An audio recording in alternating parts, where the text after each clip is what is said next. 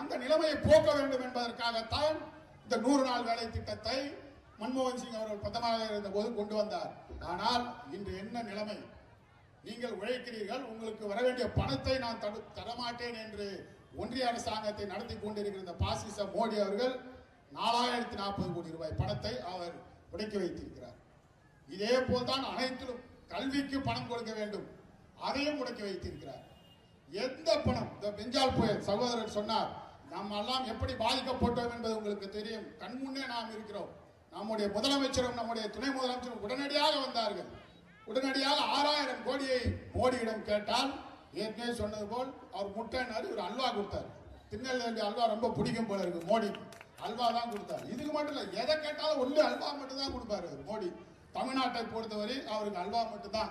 ஆனா இதுவே குஜராத்தா இருந்தா எத்தனை ஆயிரம் கோடி வேணாலும் வாங்கிக்கோ, எத்தனை ஆயிரம் கோடி வேணாலும் கொடுப்பார்.